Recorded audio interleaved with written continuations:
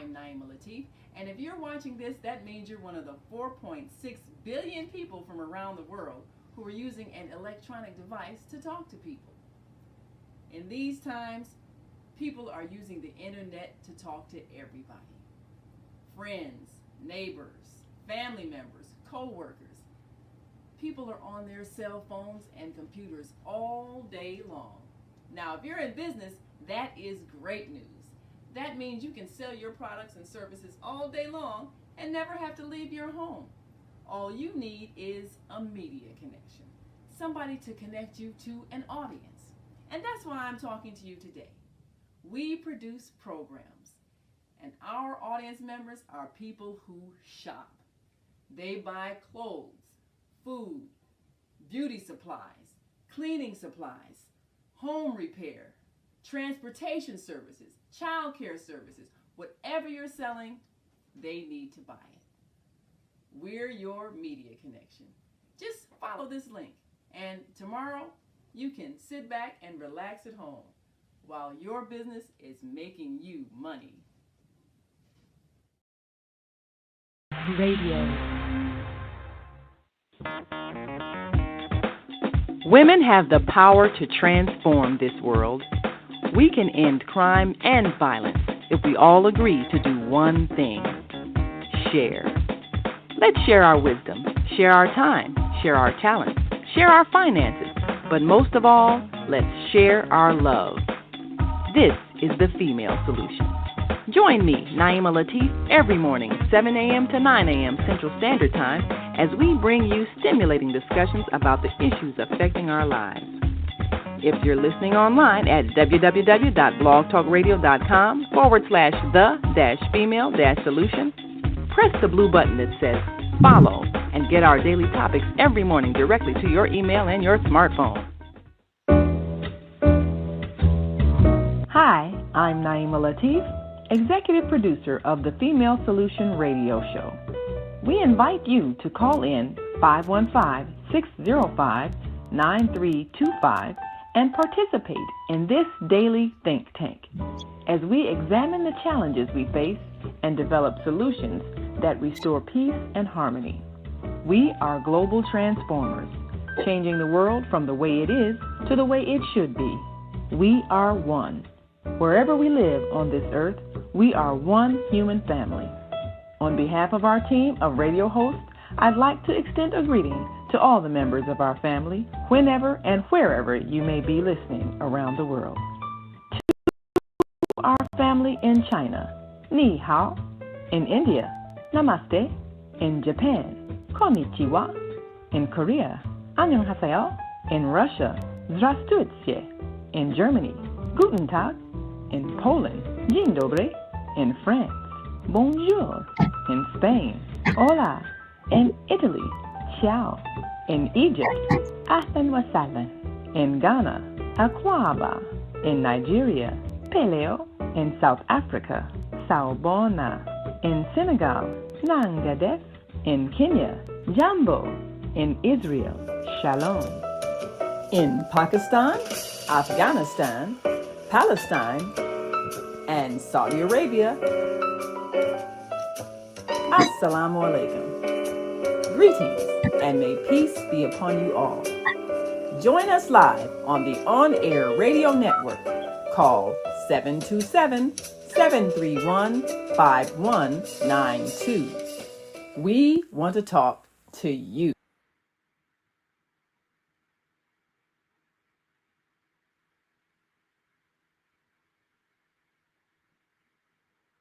Yes, we do want to talk to you. I'm Naima Latif, and you're watching the Female Solution Global Radio TV show. And as always, we look forward to talking to you on this Wednesday as we address issues of concern for our global family. Well, today we want to address the fact that American influence is quite powerful. And we're taking a look at how will the U.S. government affect the global community in 2025 and beyond.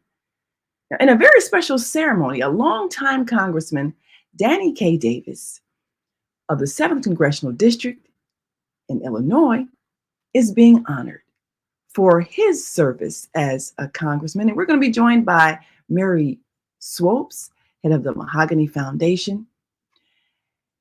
And we'll talk about how certain policies have an impact on not just America, but the world, and how we're affecting things that have led to the massive migration of people from other countries, and the drug trafficking and the weapons sales that are affecting our urban communities in such a horrific way. How can Congress impact global trade, human trafficking, and other things that go beyond our borders? And how have some congressional representatives with higher ethics been able to curtail some of the destructive effects of our foreign policy? We'll talk about that. And later on, we'll be joined by the new Cook County chair of the Green Party and look at the possible new direction for our nation and how it's going to impact the world. But first, we're going to take a quick break, and then we'll come right back with our co-host and our American Muslim 360 family. We'll talk to Kareem Hamid, and we want to talk to you. Give us a call, 515-605-9325. Press 1 when you're ready to speak, or 515-605-9891. And we'll take your comments. We'll be right back after this quick break, so stick and stay. Don't stray away. Talk to you in a minute. The Female Solution Global Radio TV Show invites you to an invigorating, empowering, interactive conversation with our team of hosts Monday through Friday, 7 a.m. to 9 a.m. Central Time.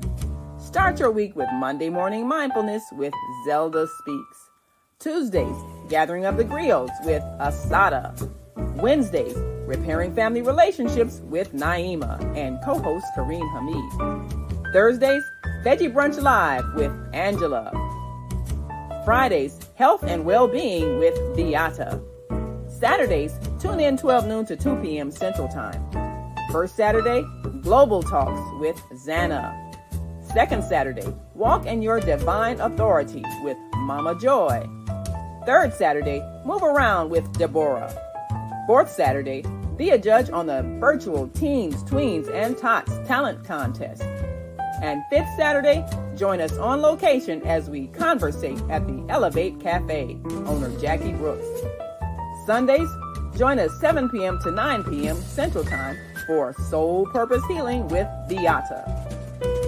Go to thefemalesolution.com to join us on our video or audio live streaming platforms.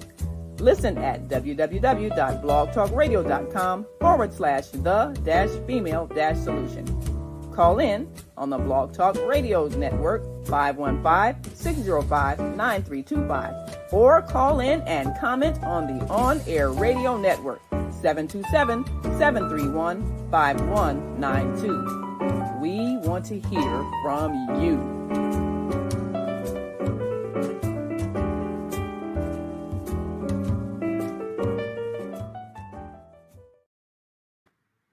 Yes, we do want to hear from you, and we appreciate all of you who join us every day.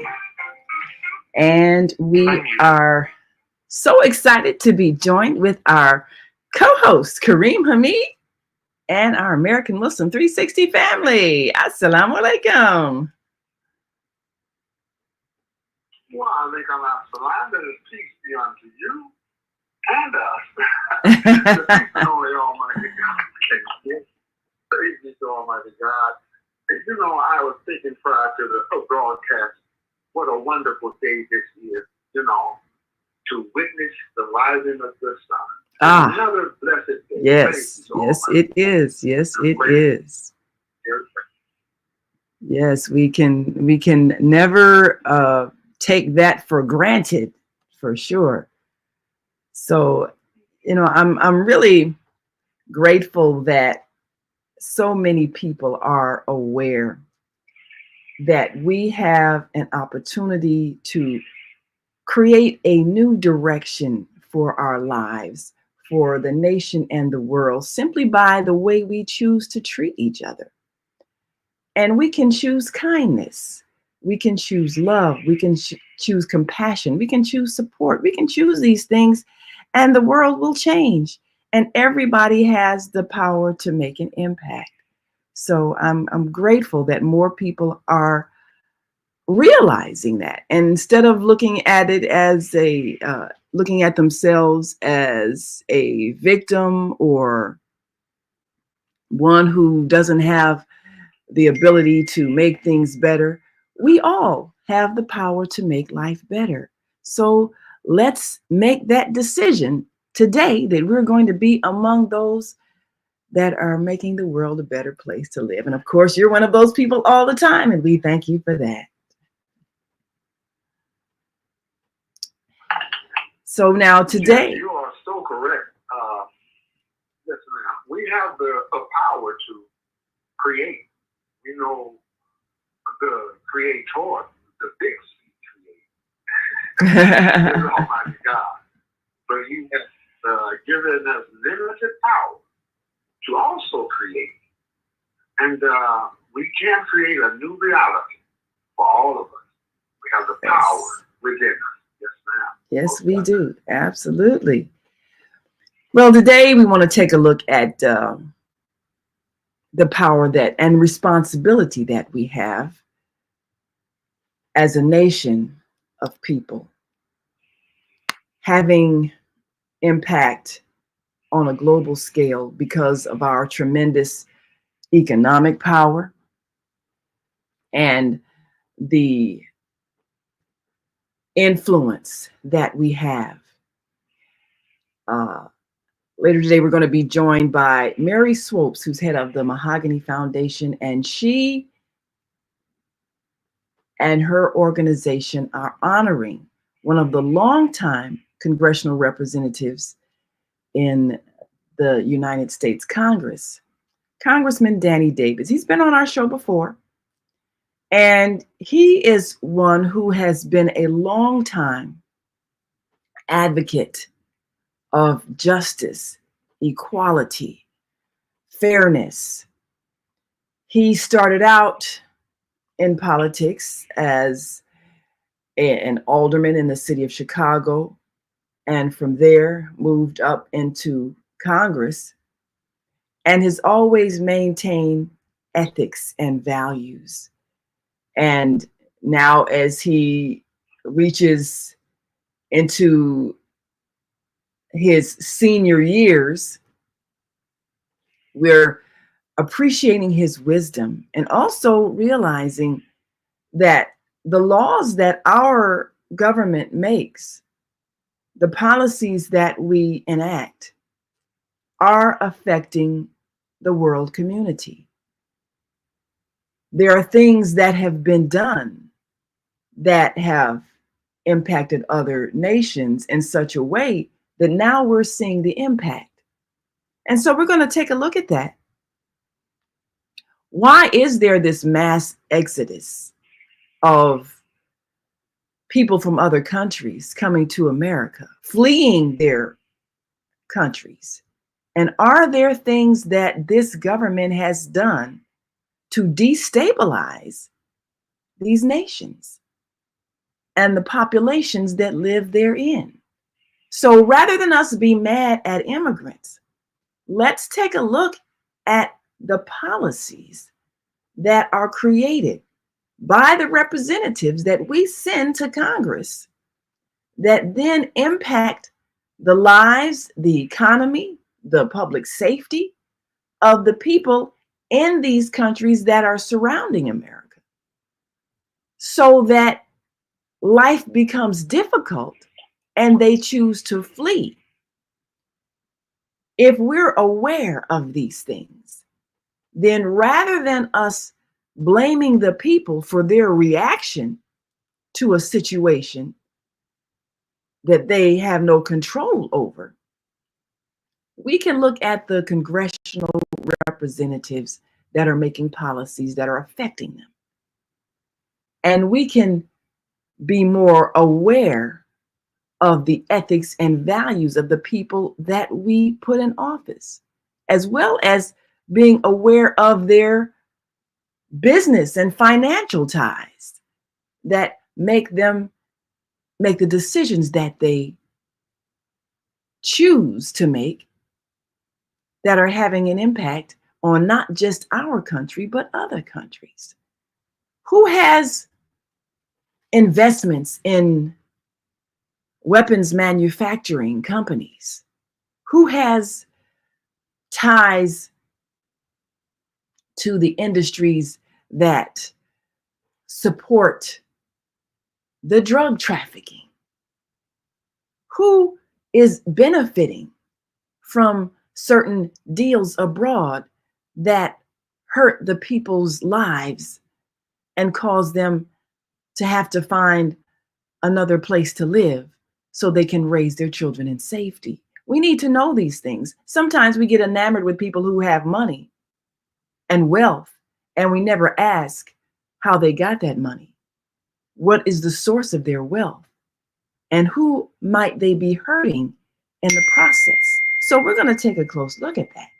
And then, of course, look at a congressman like Danny K. Davis, who has always represented the highest ethics and values and often has to speak out and speak up when others are not being truthful about some of the policies and the hidden agendas that are contained in those policies. So we'll take a look at that. And then, of course, in our 8 o'clock hour, we're going to be joined by the new Cook County chair of the Green Party and some of those issues that the regular voter is not aware of that can have a long-term impact on our lives if we're not making choices that make sense. It's about responsibility. Sometimes we just say, okay, well, politics, I don't want to hear about it. But if we don't pay attention and take responsibility for the decisions that are made, we're going to see the impact. Like we're seeing the impact of all these immigrants coming into the country. And everybody's talking about kicking them out, but nobody's talking about what drove them here in the first place. And that's what we need to look at. Who's responsible for making life difficult for people so that they must flee their homes? What kind of policies? And who's benefiting? Like you always say, follow the money.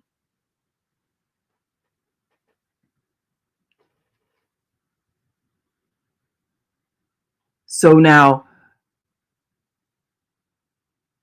one of the things that we hope to address today is the impact of some of our buying decisions and how we as a collective can choose who we're going to support with our dollars, because what we purchase has an impact on the jobs we're creating. And sometimes when companies make decisions to go abroad, it has to do with the taxes and other decisions and constraints and directions that are decided upon by the representatives that we elect. And so when companies choose to perhaps take their manufacturing or their industry abroad and get workers that will pay less or accept less pay, then the domino effect is massive unemployment. And we've seen how that impacts our families. when the person who was the breadwinner certainly can't win the bread because the job is gone. And then the impact of that in the couple breaking apart because of the strains of the financial difficulties, the children being raised in homes where parents are not working together to make sure they're supervised and safe and properly guided. And then we have the fallout of crime and violence. So all of these things are connected. And if we can connect the dots, then we can make better decisions. So, Kareem, of course, I know that St. Louis has seen a lot of economic difficulties, as have many other major cities. But what would you say has been the impact of unemployment or even displacement of workers by foreign workers on the economy there in St. Louis? Are people like panicking about immigrants taking their jobs and things like that? Is that a lot of the concern, especially when people say who they're going to support in the election and then they worry about the immigrant population taking the jobs? Has that been an issue in St. Louis?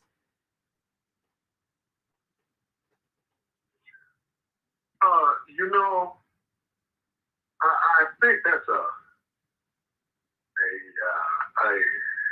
distraction. A distraction that the immigrants want to come and take your jobs.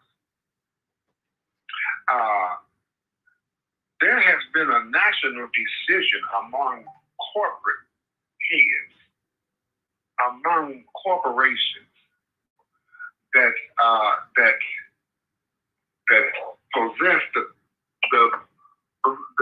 manufacturing of goods and services.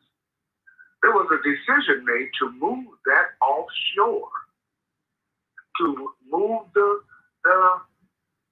factory and production offshore, exploiting the low-paid labor in other countries. There will be no concern about unionizing.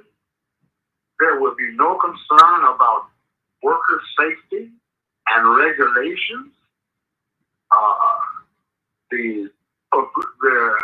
What we will pay the workers is almost slave labor wages in order to increase the profitability of the bottom line. And so there was a great loss of manufacturing and jobs in this country prior to the surge in immigration. So the idea is to blame the immigrant because you have lost your job and you're unemployed. But that occurred prior to this subject matter that is on the front burner now, all of these immigrants coming into the country. And you mentioned something that is very important. Why are the immigrants fleeing their country and coming here? What conditions would force someone to pack up,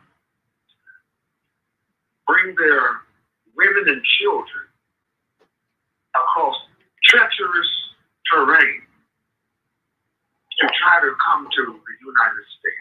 What is the condition in that country that led those people to take such a life-threatening journey? And who orchestrated the condition that led human beings to take such an arduous journey, risk their lives, and the life of their children in their trek to this country. Let me give you an example, and this is historical fact.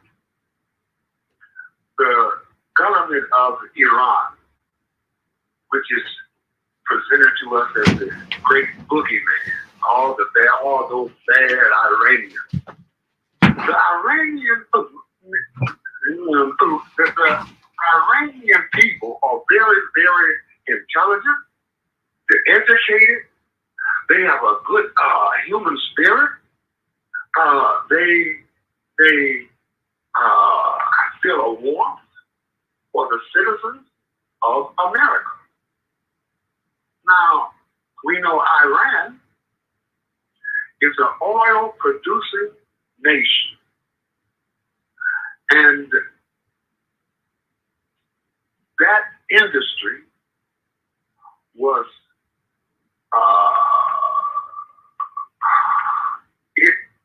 how can I put it? Yes, the proceeds and the benefits of that industry was not being returned back to the people, the citizens of Iran.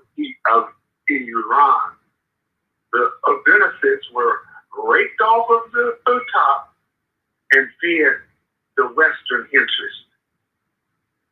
So those people organized themselves to demonstrate against that situation, to demonstrate against that circumstance, that the benefits of the natural resources was not benefiting them.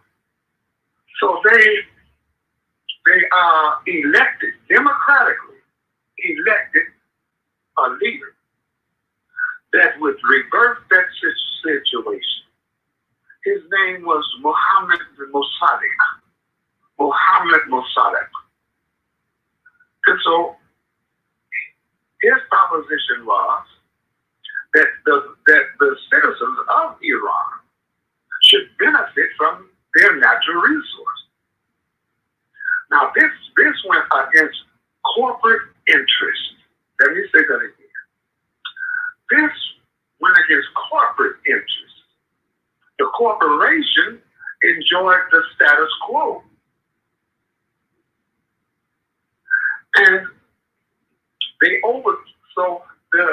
this government devised a plot to assassinate Mohammed Mossadegh, and they were able to do that.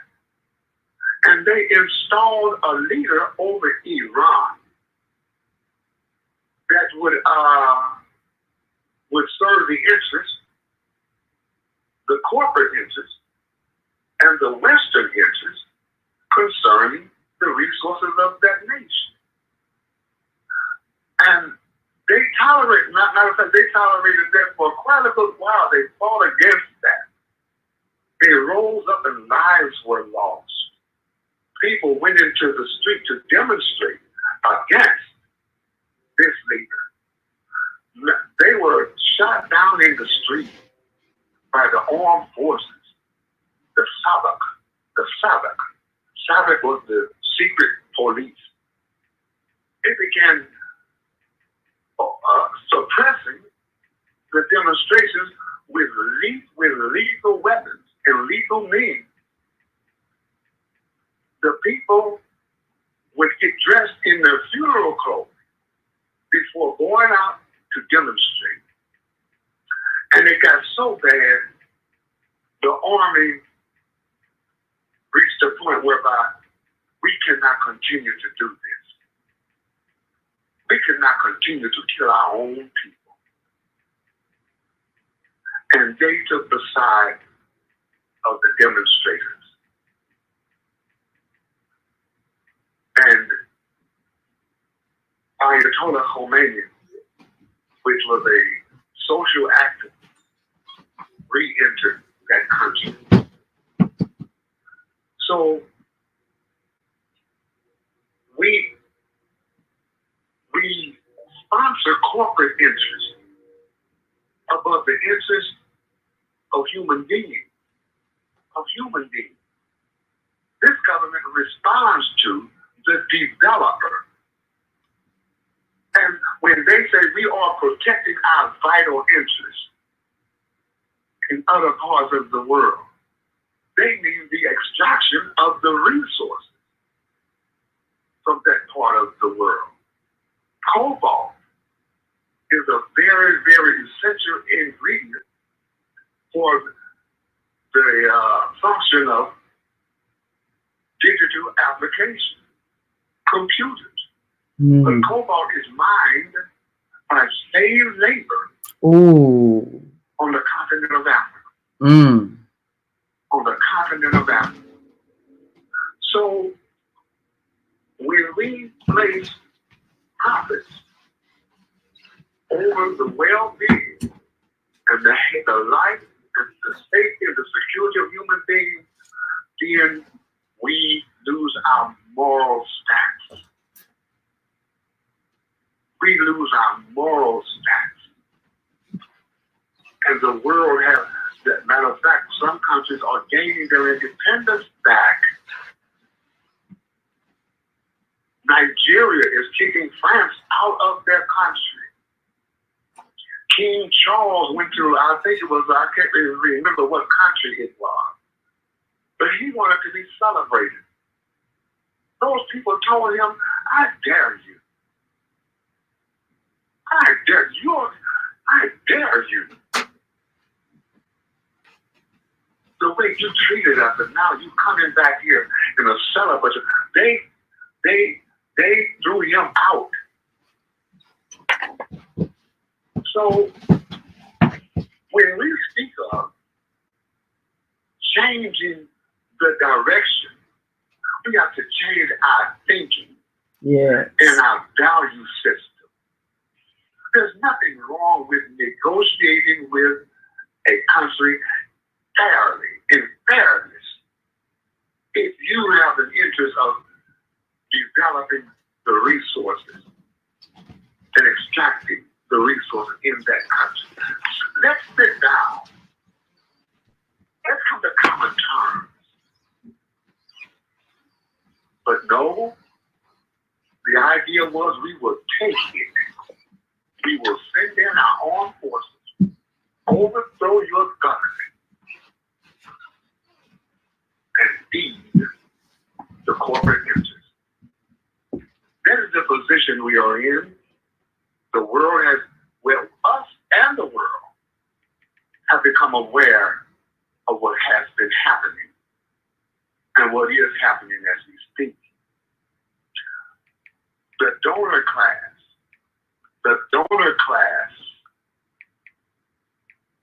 have faculty bought this government. The will of the people has been expressed in huge numbers, but our political leaders are following the dictates of corporate and multinational corporate interests. How do we take it back? How do we really establish government of the people, by the people, and for the people? We, the people. That's the challenge. Our cities are not in this terrible state of crumbling just through osmosis. They are being neglected. They are being neglected. Yes. There is not adequate investment in the human beings of the human beings in this country. Yes. They are alarmed at the vote of China. China invested heavily in their people. They opened up free education. Yes. They put the focus on science, technology. And now they have a great influence on the earth. Yes. So we have to change thinking and our thinking and our value system about ourselves and other people. That is correct. Idea of American exceptionalism. Wait a minute. Mm-hmm. What about America as a partnership with Yes. the rest of the world? I always wanted to lead our way or the highway. So we must regain, what, if we ever had it, our moral position based upon what we have written in documentation of the Bill of Rights and the Constitution. So I'll start right there, my sister. We can recreate another reality, but it takes a changing of our thinking and our value system. I agree. To take our power back. I'll stop it. Yes, so I definitely agree. And you have hit the nail on the head, and we've got some comments here before we take a break. Zelda of the Higher Learning Network TV show says, Grand Rising, Imam Hamid. You are always right on target. Thank you for your wisdom. Yes, definitely breaking it down, because we need to know. We need to see that this is exactly where America is and why these other countries are being affected. And you hit the nail on the head. This is it. And, when you have people that are strategically causing problems in other countries for their gain, their economic gain, then rather than us be hoodwinked with all this, rah, democracy, American, freedom, blah, blah, blah, they're not going into any of these countries talking about freeing the people. They're talking about how they can get paid. And these are individuals who have financial interests in certain companies, and they get elected to office. So we must be clear about what financial ties people have when they are in business. How are their business connections affecting their government policies? It's our responsibility to know these things. Well, we're going to take a quick break and come back with Mary Swopes, who is honoring Congressman Danny K. Davis, and we'll talk a bit about some of his policies and how he is actually working to do some of the things that you've just said, such as investing in our children so that they can be prepared to contribute in a positive way to the society. They can be prepared financially, mentally, emotionally, and health-wise so that they can create that great new world that we hope to see. We're going to take a quick break and we'll be right back. And if you're listening online and want to join this conversation, give us a call, 515-605-9325 or 515-605-9891. And if you are on our Facebook or YouTube channel, feel free to write in your comment and we'll share them with our listening and viewing audience. And of course, we'll share more comments when we come back. So stick and stay. Don't stray away. We'll be back in a moment. So just stay with us.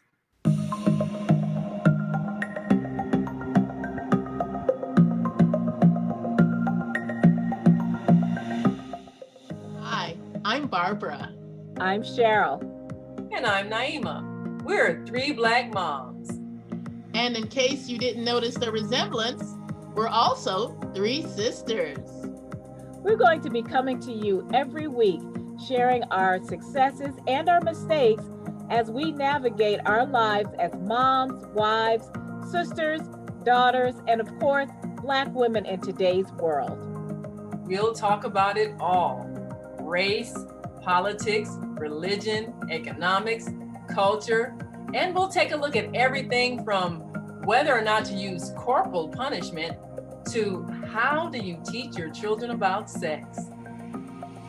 Look for our upcoming book, Growing Up Charles. It's a personal story about our lives growing up in Maple Park on Chicago's South Side. I'm Barbara. I'm Cheryl. And I'm Naima. We're three Black moms. Follow us on Facebook and subscribe to our YouTube channel, Three Black Moms.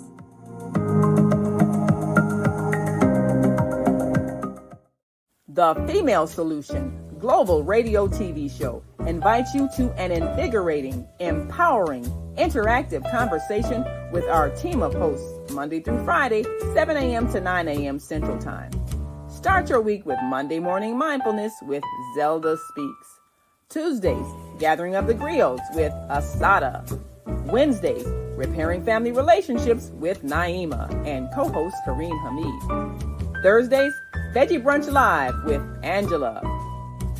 Fridays, Health and Well-Being with Beata. Saturdays, tune in 12 noon to 2 p.m. Central Time. First Saturday, Global Talks with Zana. Second Saturday, Walk in Your Divine Authority with Mama Joy. Third Saturday, Move Around with Deborah. Fourth Saturday, be a judge on the virtual Teens, Tweens, and Tots Talent Contest. And fifth Saturday, join us on location as we conversate at the Elevate Cafe, owner Jackie Brooks. Sundays, join us 7 p.m. to 9 p.m. Central Time for Soul Purpose Healing with Beata. Go to thefemalesolution.com to join us on our video or audio live streaming platforms. Listen at www.blogtalkradio.com/the-female-solution. Call in on the Blog Talk Radio Network 515-605-9325 or call in and comment on the On-Air Radio Network 727-731-5192. We want to hear from you.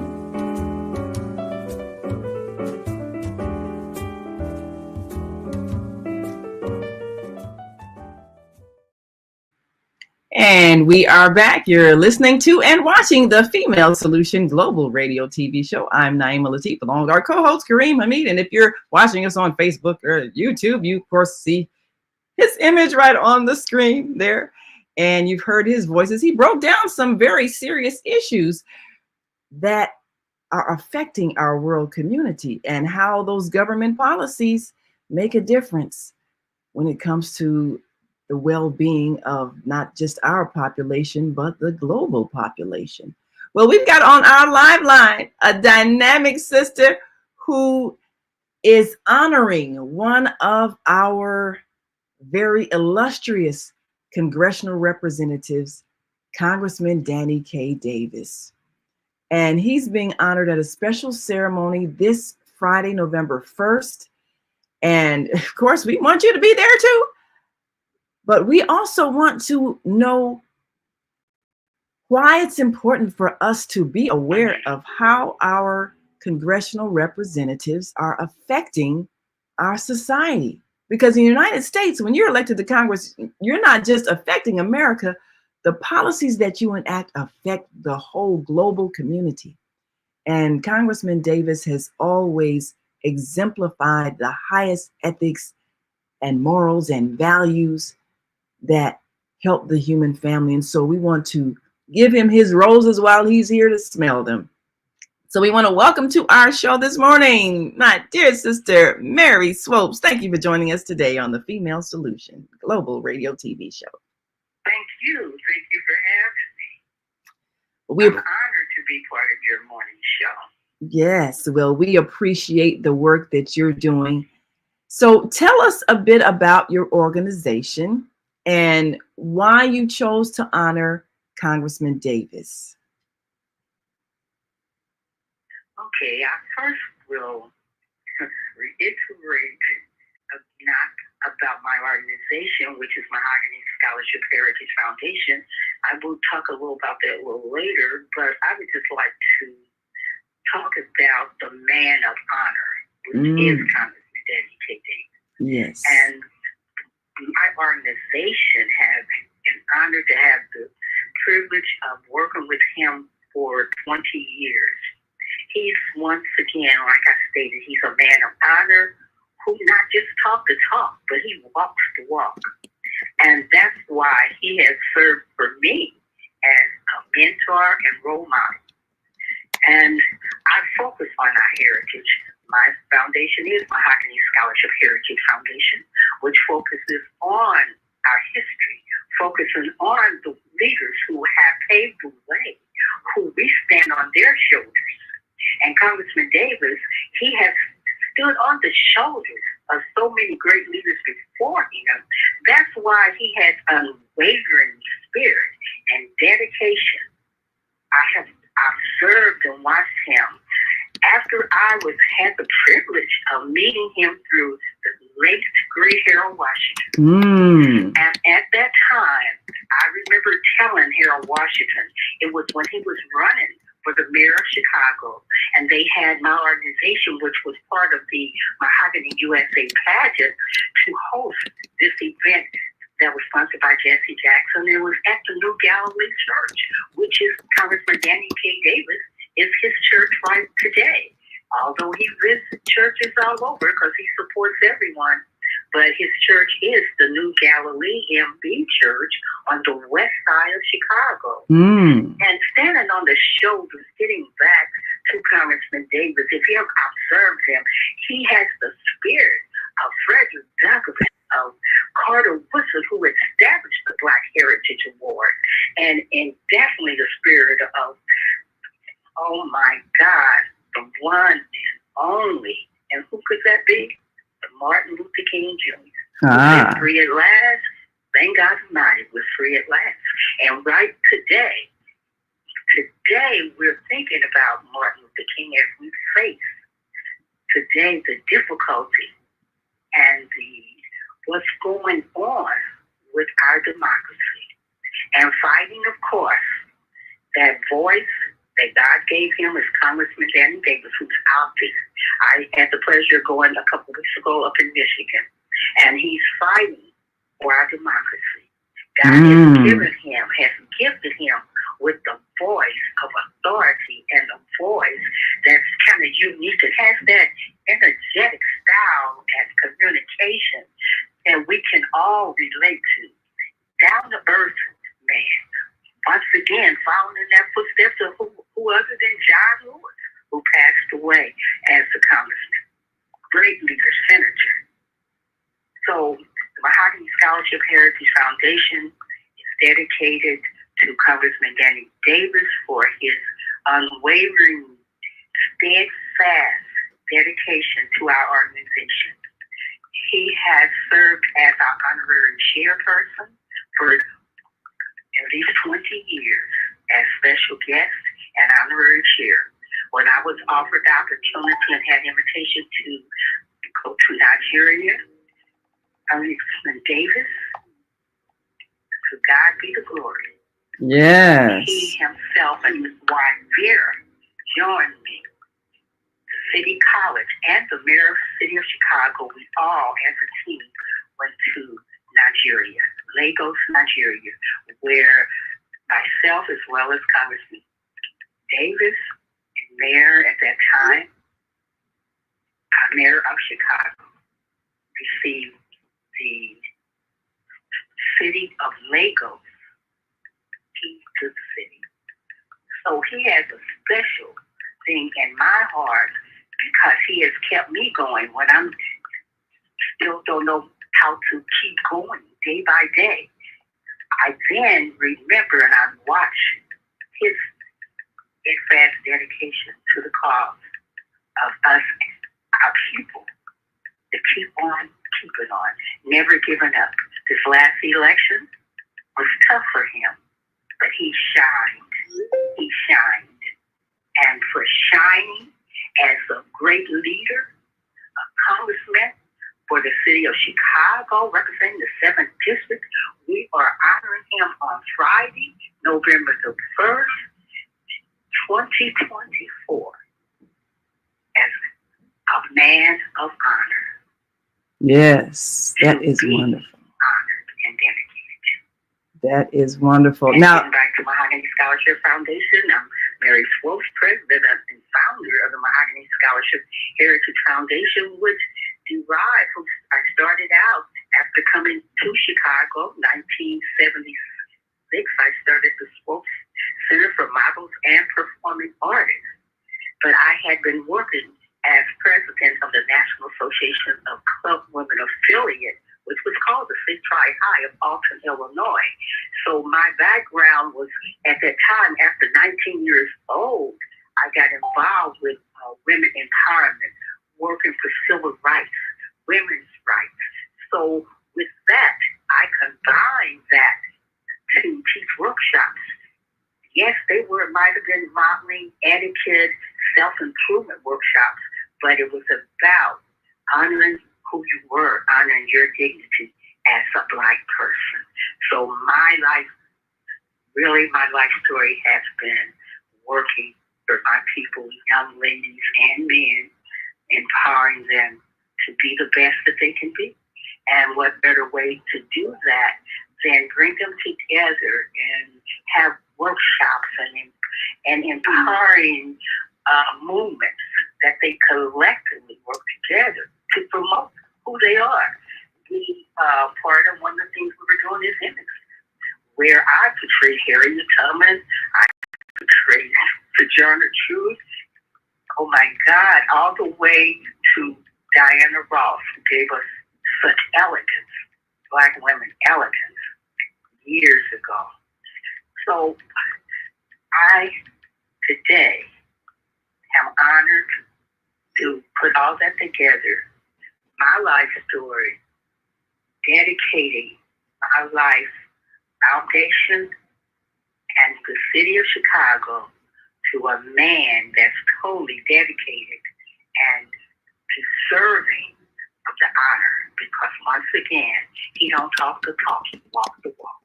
Yes, definitely.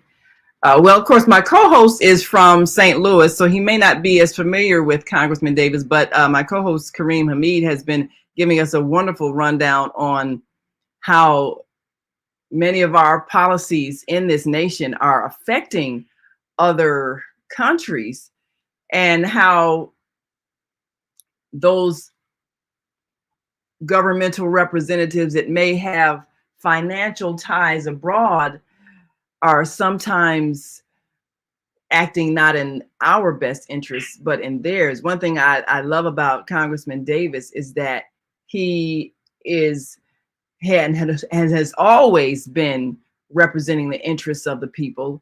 He's not tied to a lot of corporate interests that would make him vote for certain policies, whether it's war policies or anything else that's been destructive to other countries.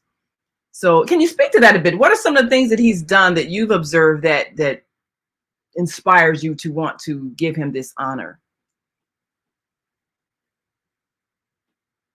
One thing I noticed recently, which I think is very critical, he just passed not too long ago a bipartisan bill to reform child welfare to protect America's children. And this has to do with reforming the whole child welfare programs under Title 4B of the Social Security Act. And this is to strengthen families. And it authorizes Title 4B and delivers the first my screen is moving, making it hard for me to read. But it's providing the kind of funding that is necessary, and it will affect approximately 369,000 children that are currently in foster care. So this legislation offers assistance to help strengthen families and keep families together and provide for the safety and well-being of children in foster care.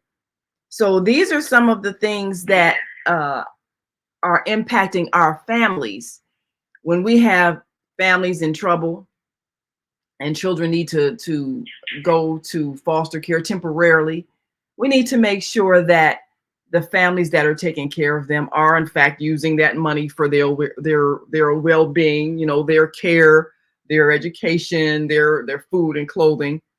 And we've known that there have been, unfortunately, those who have not. So we appreciate the fact that Congressman Davis is looking out for the welfare of the children and not allowing that foster system to become a business for some people to pay their rent, which we know that has happened.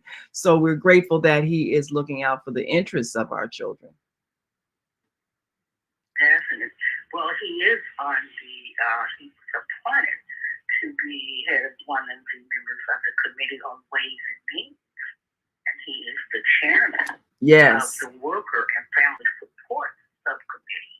Yes. So those are things that is so important to all of us. And Congressman Davis, he serves as the oversight and reform committee person. Yes. And those are the things that I think that we should really applaud him for what he's doing as a progressive leader, for us, because he also worked with the Urban Caucus and Community Health Center, because his background, he started out in the health industry. So Congressman Davis has continually kept what I call rising. Never giving up, rising, and letting age not be a factor. Because one of the things I always tell everyone is that age is only a number. Because I'm up there myself. I've been out here in Chicago, and next year will be, not next year, but 1976 will be 50 years. And I would just like to also say, from a personal standpoint, is when I was sick and in rehab, you have a congressman that visit people. He visits the churches. He visits community affairs, community leaders all over. He participates with them and dedicate himself, not just things pertaining to being just a congressman, but to be a friend. Yes. And to make others understand the importance of looking out that we are each other's brothers and sisters. And that's one thing I admire about him as a congressman, how he is dedicated to the people. Absolutely. And to show up, and when I was in rehab, it gave me a party, and who showed up for Congressman Danny K. Davis? And those are just different things that you look at as a man, not just a congressman, but the man. That's why we're looking at honoring him as a man of honor. When I did my first pageant in Michigan, I went there, and who showed up in Michigan as my special guest was Congressman Danny K. Davis. And so I am so appreciative, and I am honored to be honoring him on November the 1st. And I wish everyone could come out and join us, because if you know Congressman Danny K. Davis, you know the man that I'm talking about, to be honored as a man of honor. Absolutely. Absolutely. Yes. And tell us again where and that. Thank you for coming out and supporting me. Yes. Yeah, I'll be there. So proud to have you hit that stage with us. And Fashions has been a part of my association with the congressman before, prior to that, as alderman, as commissioner. I was appointed past years ago to be a facilitator, to put together fashion shows, to put together fundraisers for the congressman.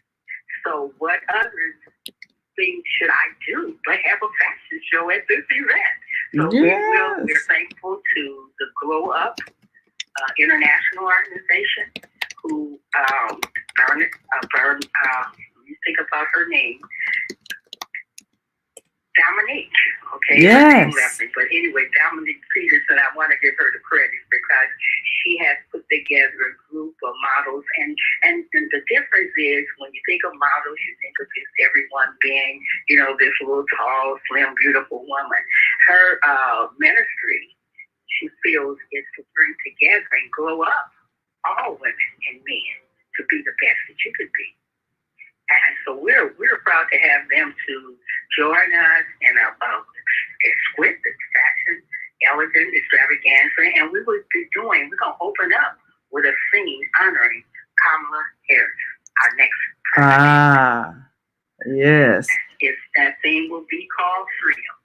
And after we do Freedom, before we go into the fashion elegance, we're bringing on you, now Emma, to hit our stage and grace us with her elegance Oh, you're so kind. And we thank you. Well, I'm looking forward to it. You know, Congressman Davis, he wrote the foreword to my book entitled The Female Solution, which I appreciate greatly. And it's a book that reminds women that we have the power to shape the future by the way we raise our children. And if we can work in harmony with each other, we really can create harmony and peace in the world. So he very generously wrote the foreword to the book, and I appreciate that.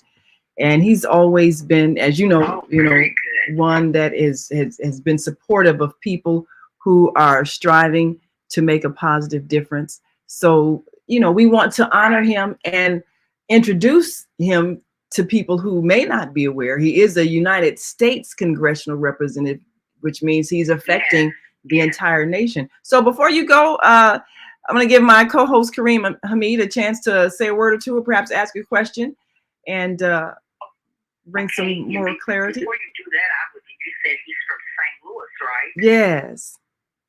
St. Louis, Missouri. Where I'm from Alton, Illinois. That's 30 miles from St. Louis. Oh, well, all right. And my Black Heritage Award, I did present it in St. Louis. Lacy Clay, Harriet Stowe University, Murdine Fielding, the 100 Black Women of St. Louis.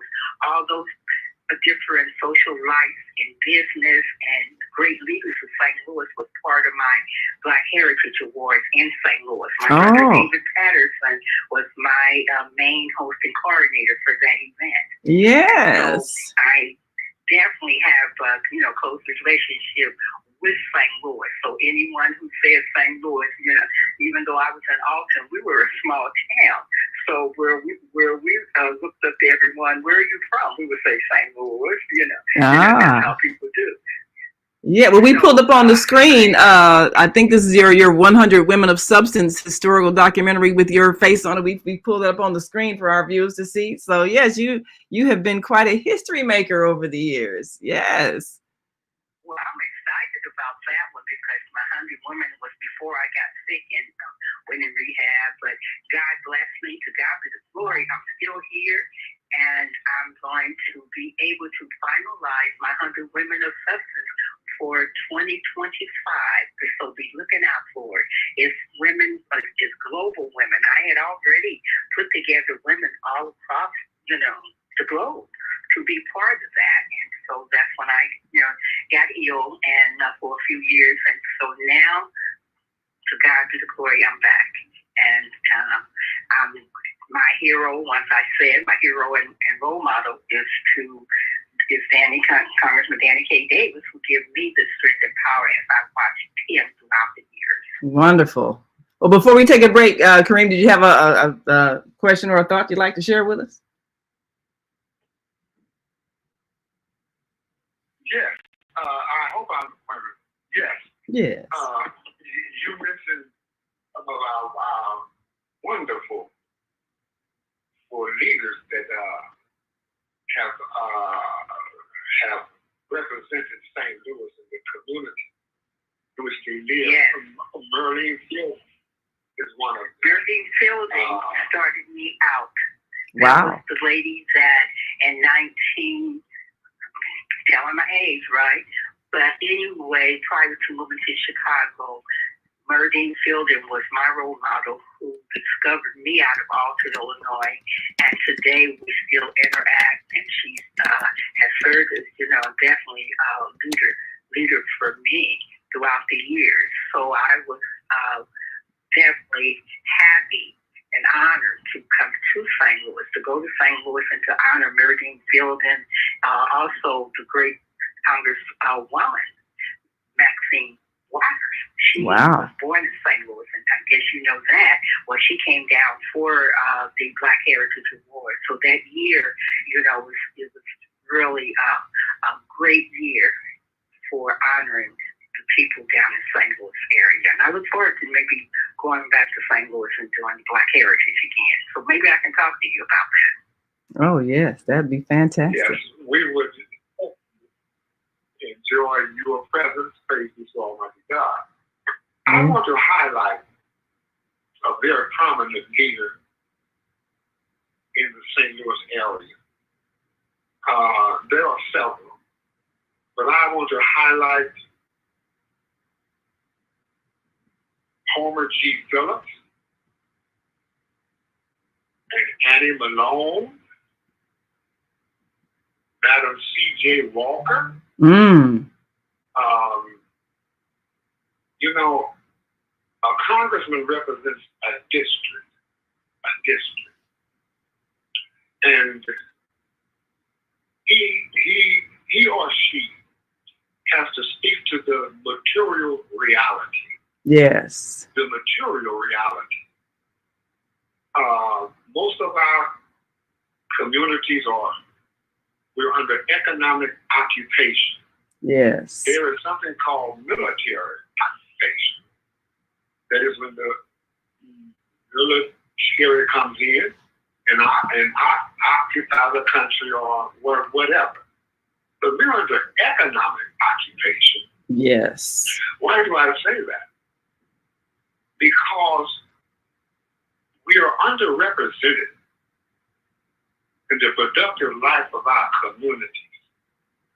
Almost everyone that we do business with does not look like us and do not live in the community in which we live. So it is ethical to have that concern. It is ethical to have that concern and to change, inshallah, the material reality, to encourage entrepreneurship, to revitalize the business life. We are seen as consumers, but to encourage investing in the communities in which we live, investments, opening up businesses that meet and supply the needs of the community. Now, we're under the illusion of a convenience store. Listen to the word. Convenience. I'm going to make it convenient for you. Julia, I'm going to make it convenient to spend your money on your needs. But we shall provide the productive arm of that. And we have lost the economic strength that we once had in the communities in which we live. We have to change that material reality. We're concerned about poverty. Well, what are we doing to decrease poverty? Other than charitable contributions, we don't want to be somebody's foster child. We want to be able to stand on our own and produce the necessities that sustain healthy, productive, secure community life. And that's an ethical position. Yes. I believe everyone that represents a community to speak to the weaknesses in that community. And yes, we have great spending power. Yes. But by way of production, by way of producing, you're more down the line. Yes. If we want to eradicate poverty, let's encourage each other to invest in the communities that we live in, open up businesses, provide the material needs, and plus that employs people. That's how it works. Let us employ ourselves. Yeah. You know, so that is an ethical position, and that will, I believe, greatly reduce the moral decay that we have witnessed in this country, not just in the community, but in the whole nation. That is it. I applaud Congressman Davidson for his ethical stance, you know, and along with that, I would love it if he would encourage. He can't do it himself, but encourage the people in the community. Invest in your community. Yes. The wealth is right under your feet. You know. Right. How you spend your money matters. In the community. Yeah. Yeah. Create an industry. Listen, I'll stop right there now. Yes. Oh, when I mentioned Madam C.J. Walker, we all are aware of her entrepreneurial spirit, how she employed thousands of women across this country in an entrepreneurial business. And also gave lots of money in Africa. Yes. She didn't just worry about the United States. She reached out to Africa, and she went there and gave large sums of money to the people of Africa. That matters. And she was the first African American. Yes. Yes, now we so when you say her, you're touching. Yeah. You're touching my heart when you say Madam CJ. Yeah, because a lot of people, they know she's wealthy, but they don't know what she did with her wealth. Yeah. There are countries in Africa Yes. that want to connect with us, that want to connect with the Africans, and let's do business. Let's do trade. Trade, not exploitation. There's a difference. Yes, absolutely. That is so true. That is so true. African awareness. I'm on the board, advisory board for the African Today U.S. newspaper and magazine. So I understand the importance when we get back from Africa as Mayor Daley and Congressman Davis and the city of Chicago. We all interacted together, and we just started trying to build more of a coalition and relation with our African brothers and sisters. I just received myself, along with Naima, the Urba Award that was presented. Was that a couple months ago, Naima? Yeah, I think it was in August. Anyway, it was from the First Eye concept from Nigeria, the Yoruba Global Festival. Yes, and these are things. We're now one world community, and the reality is what we do affects the world. So when we can do positive things, when we can make positive investments, positive outreach, and be aware of how our policies are affecting the internal workings of another nation, then we can see how important it is to reach out and, as you said, invest money, time, mentorship, supplies. Everybody can prosper if we work together. When there are areas where there's conflict and war, it's because somebody's trying to take something from somebody that doesn't belong to them. And that's what's causing conflict. So that's what we have to not allow our representatives to support. So I know you've got to go, Mary. I know you've got a schedule to keep this morning. But we do want to thank you, and once again give you a chance to tell us one more time where the event is being held on Friday. I want to thank you. I want to thank you, and once again, the Congressman K. Davis Man of Honor tribute will be November the 1st. That's this Friday at the Amber Hall on the west side of Chicago. And we're once again asking everyone to join us. And I do want to mention that they're having a book, and we will be announcing the book on Congressman K. Davis that evening. And anyone who has any kind of special accolades and history of that was part of Congressman Davis, we would ask you to let us know. And we want you to be part of that with your show, Female Solution, to be part of the honoring the book that's going to be coming out for Congressman K. Davis, and we will tell you more about it at the event. So we hope to see everyone there and join us, and I'm excited. Absolutely. And I hope you can be excited. Oh, for sure. A man that dedicates his life like that. Yeah, so we'll look to do a little live interview with him and share that with our audience. And thank you so much for providing us the opportunity to participate. We look forward to it. All right. Okay, God bless everyone. And I'm sorry, what were you saying before she leaves? Last thought? Yeah. Someone has raised their hand, and perhaps they have a question for our honored guest or a statement that they would Yes. like to make. Yes. Before you leave, I'm opening up the mic of 323-867-36. Your name and where you're calling from. Welcome to the Female Solution. Alhamdulillah. Bismillah ar-Rahman ar-Rahim. This is Karam Muhammad from Baton Rouge, Louisiana. You know, I just want to say that you can't blame the Africans for some of the things they say or do, because I was talking to one young man and I was asking him a question, and he said they told him when they come over here, they tell them not to associate with the African American people. That's the first thing they say. They said they don't say African American, they say black.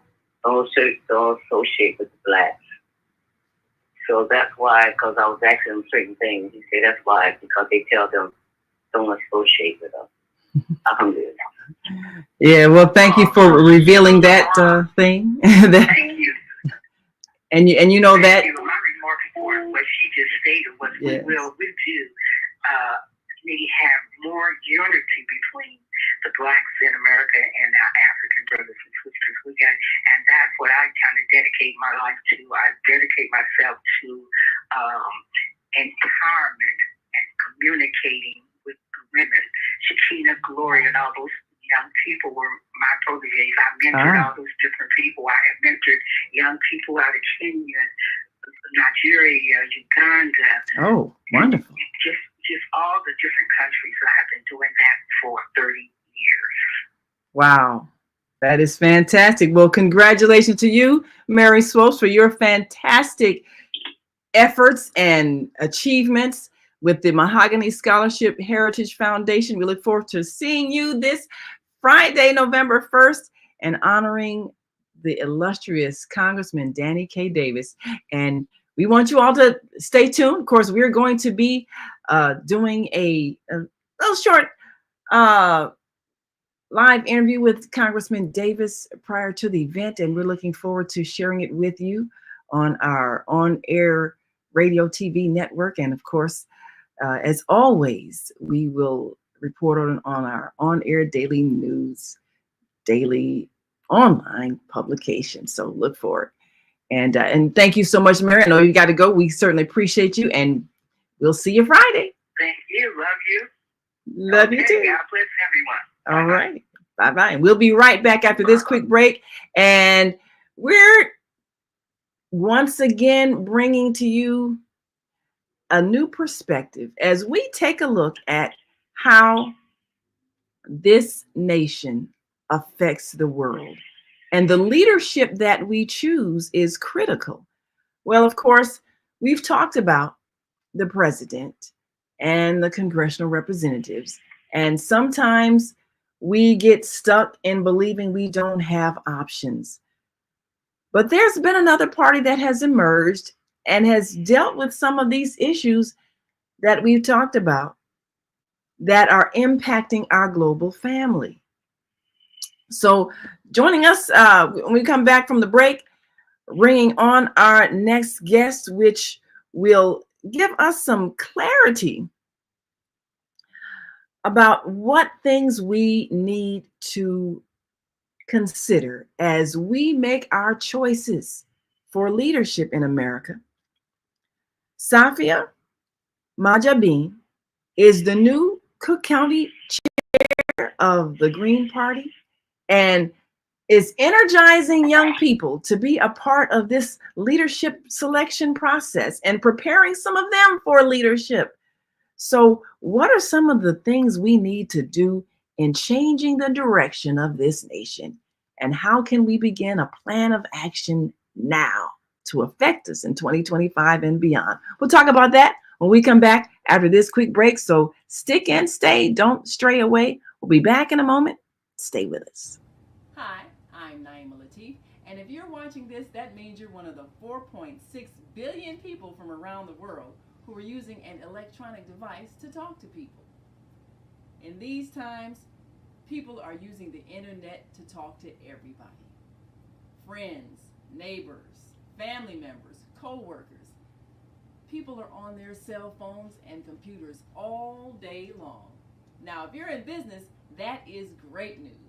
That means you can sell your products and services all day long and never have to leave your home. All you need is a media connection, somebody to connect you to an audience. And that's why I'm talking to you today. We produce programs, and our audience members are people who shop. They buy clothes, food, beauty supplies, cleaning supplies, home repair, transportation services, child care services. Whatever you're selling, they need to buy it. We're your media connection. Just follow this link, and tomorrow you can sit back and relax at home while your business is making you money. And we are back. You're listening to and watching the Female Solution Global Radio TV show. I'm Naima Latif, along with our co-host Kareem Hamid and our American Muslim 360 family. And we have with us today the new chair of the Green Party. And for those of you who may not be familiar with the Green Party, it's on the ballot in some locations. The Green Party was formed many years ago, decades ago. And many of those who are in leadership have gotten a little older, but has been recently energized by a new youthful spirit. And our guest today represents that new youth movement that is staunchly anti-war and anti-exploitation of people around the world. Let me bring on our dear sister, Safia Majabin. Thank you so much for joining us today on the Female Solution Global Radio TV show. Assalamu alaikum. Wa alaikum assalam. How are you? Excellent, excellent. We thank you so much for joining us. You know, as we attended the last gathering that the representative, the candidate, Jill Stein, came and addressed so many young activists, I was energized, and just knowing that there is a new movement to change the perspective and change the direction of American politics. But let me ask you, what motivated you to get involved in the Green Party? Yeah, so I just recently graduated from the University of Chicago. And I was involved when this genocide in Gaza started last year. I was immediately involved in campus organizing, as many young people have been. Almost every day we have been organizing in some way of resisting U.S. Funding of this genocide. And we've been targeting our sphere of influence on college campuses because just like our government uses our taxpayer dollars to fund endless wars, our universities, both private and public, are invested in the same war apparatus.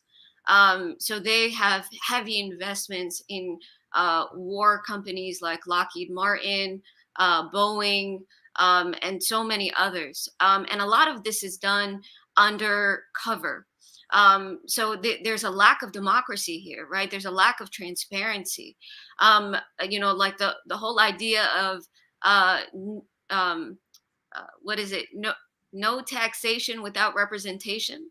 What we've been seeing is not only is that true on a governmental level, that's true on even local levels, right?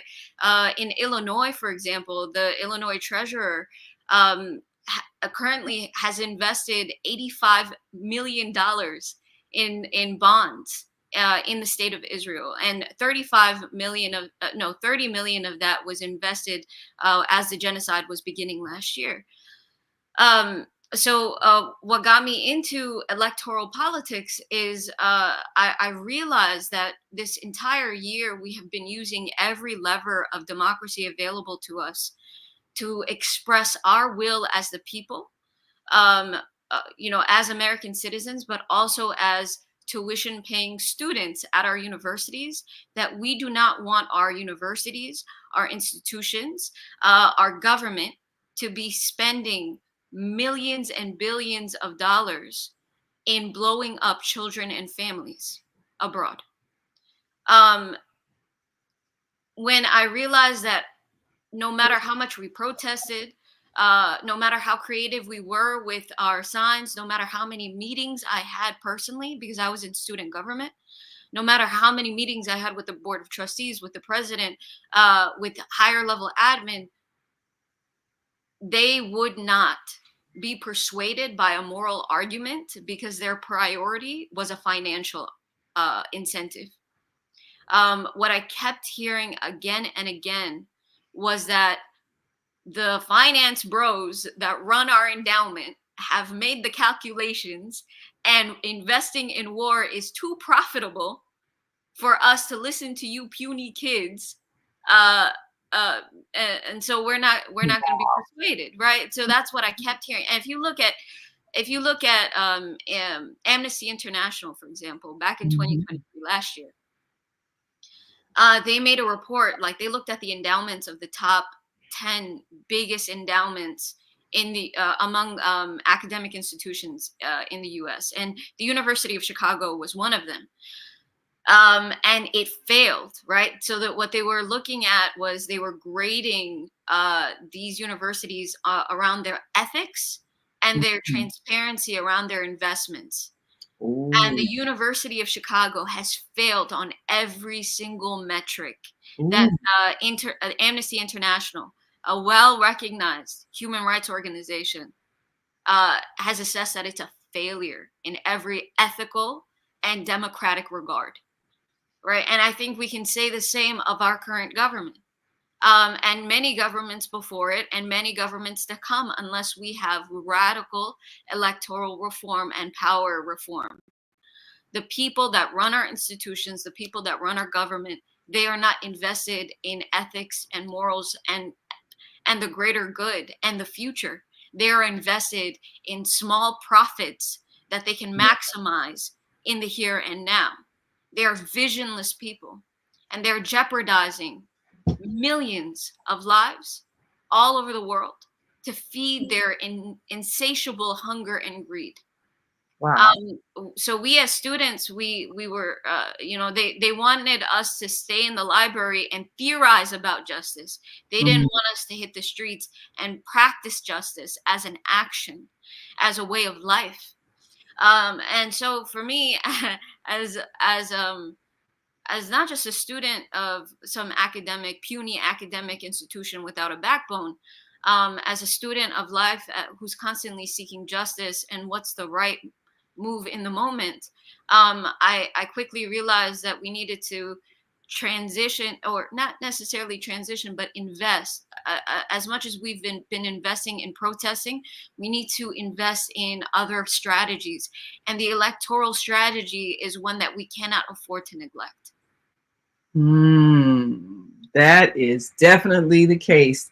Well, I congratulate you for being so bold and forthright in taking a stand and really putting some teeth behind the demand for justice. You know, I think back to the time when I was in college, the big protest was against South African apartheid, which we have seen the same kind of thing in Palestine, in trying to force people on a small plot of land and have them acquiesce to oppression.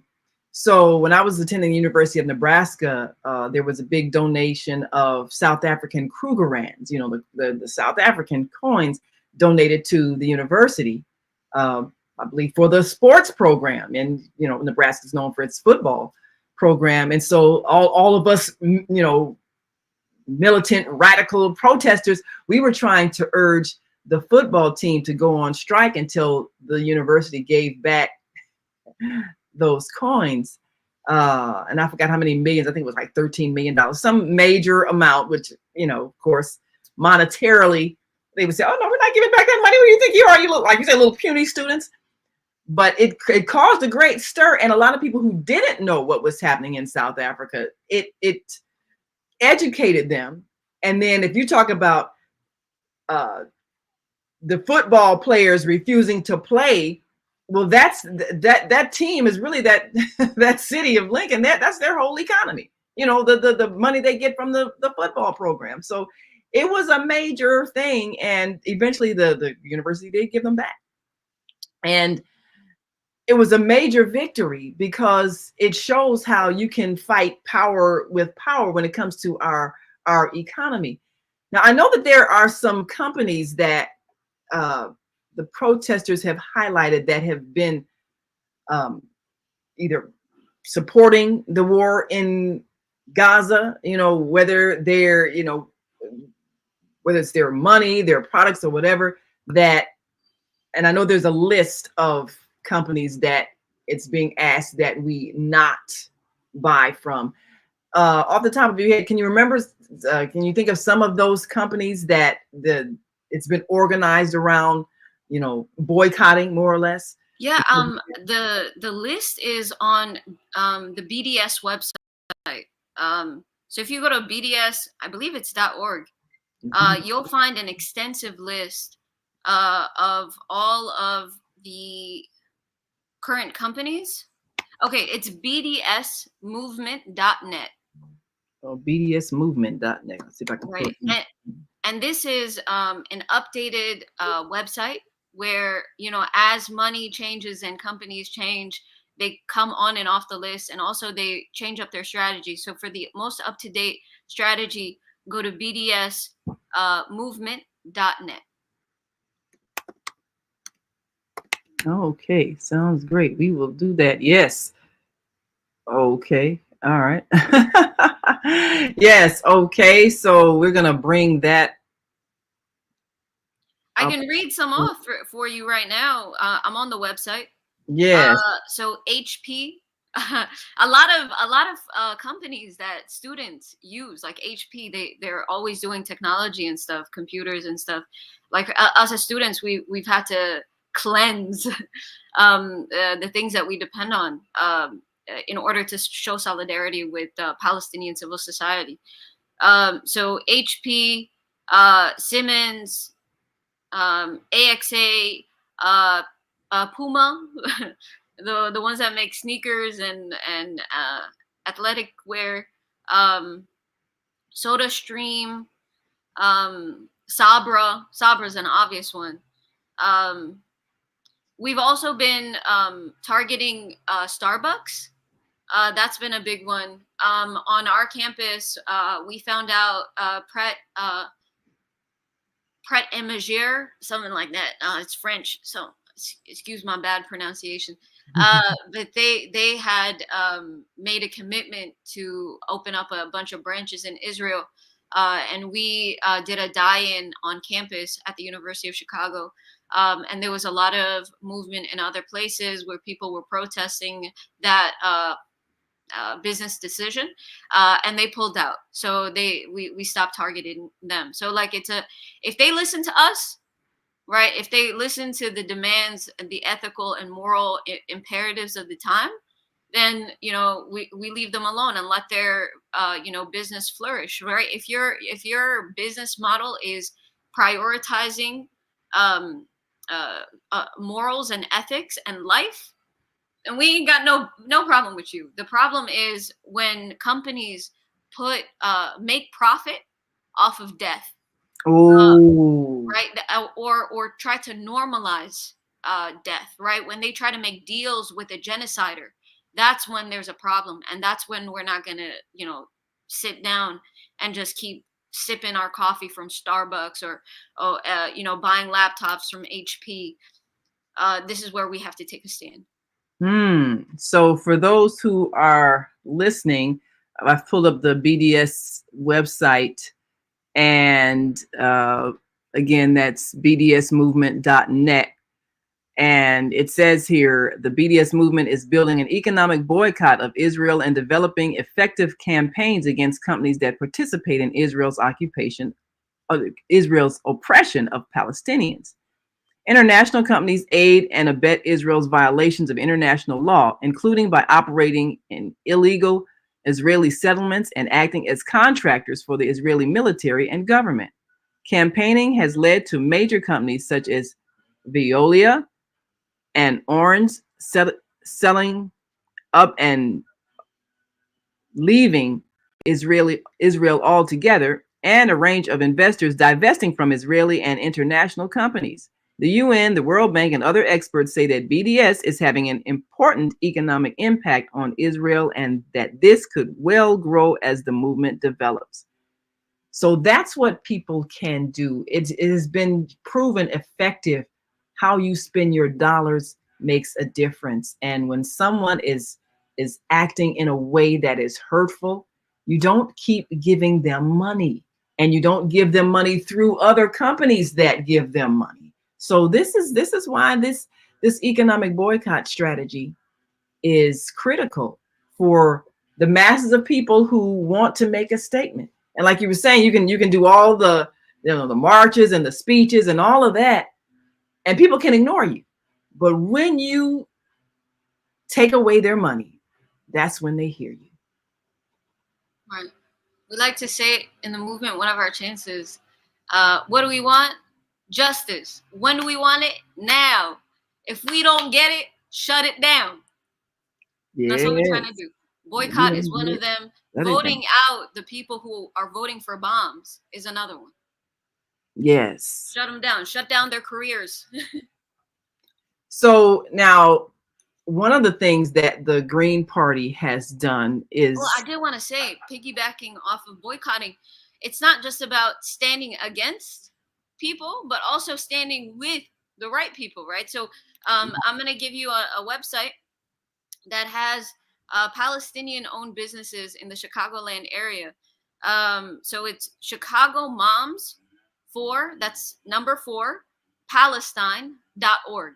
And there you'll see a list of restaurants, cafes, bakeries, grocery stores that have that are all Palestinian owned. Illinois has the largest Palestinian diaspora in the United States. So people in Illinois, we can boycott Israel, but we can also stand with our Palestinian neighbors and support them. So that was and that was Chicago Moms. Mm-hmm. Number 4. Oh, 4. Oh, I'm seeing. I got the word 4. 4. If I may. Yeah, Palestine.org. Also, yeah, there you go. Yes. This directory right there. All right, and go ahead. And Brother Kareem, you had a thought you're sharing. Yes, go right ahead. Yes. We cannot ignore the atrocity that is occurring in Sudan. Oh. Sudan represents the largest. Sudan represents the largest displacement of human beings inside of one border. The citizens are the victims of what has been called a civil war. But what prompted the civil war? The past leader of Sudan, Bashir was his name, they realized that he was corrupt. He was filling up his own pockets and his own offshore banking system with the resources coming from out of Sudan. The military and the citizens rose up, demonstrated against him, and they removed him. There were 2 generals in the military that had joined forces in order to replace him. After having removed him, they tried to form a partnership, these 2 military generals. But at the same time, gold and oil have been discovered in South Sudan. And so now that creates a rivalry between these 2 military generals. Wow. And they have been contacted by Chevron Oil, Ooh. a huge oil company, that we will come in and develop that oil. But you must first clear the land. Ooh. Now, that created competition between these two generals as to who will be in charge of all of this wealth. Wow. And they're born about destroying whole villages, towns, slaughtering people. It's horrifying. And the United Arab Emirates is an active partner in that. They have sided with one side and they're arming them. So let us, you know, when we're speaking of economics, just follow the money. Follow the money. So that is what will get them to react when you cut off the faucet and the flow of money. In South Africa, there was an international boycott of Shell Oil and other corporations. Okay, they granted democratic rule in South Africa. Everyone lined up, voted, but the financial weight, the financial resources are still in the hands of the corporations. The living conditions in most of the citizens of South Africa has not improved. We must create a material reality. A material reality. So this is very important. Let us not take our focus off of Sudan and the Democratic Republic of Congo.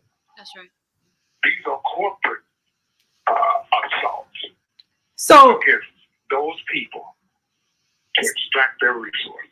I'll stop right there. So, Kareem, when it comes to companies that are backing genocide and they're major corporations, how do we identify which ones we need to withdraw our financial support from? You know, if we're talking about oil companies, are there particular, you know, is there a group that's letting us know, okay, this company is backing the genocide in Sudan. Don't buy your oil from, say, whether it's Shell or Mobil or, you know, BP. I mean, how do we target which companies are guilty of financing or encouraging genocidal practices? Is there a place where we can go that lists these guilty companies so that the general population can be alerted and consciously buy from those who are supporting the good and consciously not buy from those who are supporting hurtful practices? Well, our sister has shared with us a website to go to that lists these companies. We are confronted with a global catastrophe that is occurring. And that is, we must change our energy policy. Fossil fuels are adding to the warming of the globe. There's only one globe. Yeah, that's true. And there is a great pushback. There's a great pushback on the manufacture and distribution of electric cars, another source of energy, electricity. Matter of fact, the movement, the global movement of alternative sources, there is a huge pushback on them. Meteorologists are not even, they are punished to even mention global warming.